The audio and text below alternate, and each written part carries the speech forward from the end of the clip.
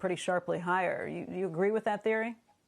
The most important thing to understand about Bitcoin is a bank in cyberspace for people that don't have the ability to run their own hedge fund. It's not a stock. It's an asset class. And so, you know, if I put $1 billion into a bank and then came back a year later and I put another $10 billion in the bank is not overvalued by a factor of 10. The bank is just 10 times bigger. People are using Bitcoin to store their monetary energy for the long term. And so the price is a reflection of the monetary energy in this bank in cyberspace.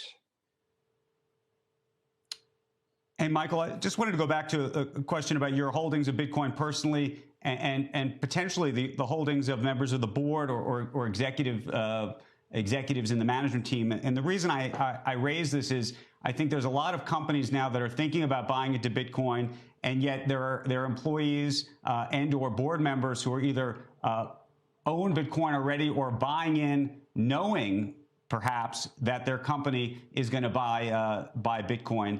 How you think about that from a legal perspective, because historically, if one company was going to effectively buy another company, it would actually be considered either illegal insider trading or just a breach of the fiduciary duty, because effectively you'd be taking advantage of corporate information. Okay, well, the first thing to note is that Bitcoin is property. It's not a security. And that's a very critical idea. Property means you can own a house or you can own land, and your company can also buy land. With regard to public companies, the key is to make sure that you have adequate disclosure of all your holdings that might be viewed as a conflict of interest. And so you can be sure that I went to great lengths to adequately disclose to every member of the board the exact extent of my Bitcoin holdings before we even started to deliberate this. You see, Bitcoin is the most widely held investment asset in the world right now. We have congressmen, we have senators, we have members of government, we have CEOs, we have 100 million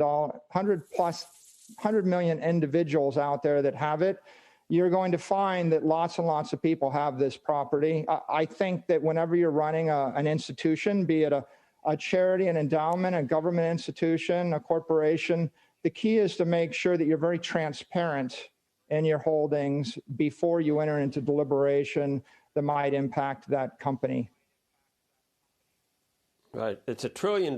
So, I mean, there's stocks that are $1 trillion. I'm trying to figure out what type of total market cap you'd need until you wouldn't ask that question anymore, Michael. I mean, people with gold, if a company decides it wants to put its treasuries in gold, I don't think they'd ask the CEO, well, did you buy some, you know, you're going to move the entire gold market, but it's a much bigger market. But I'm wondering if there's a number where you don't ask that question, where it becomes actually a, you know, would you worry if you went out the yield curve on bonds, or if you went into corporates on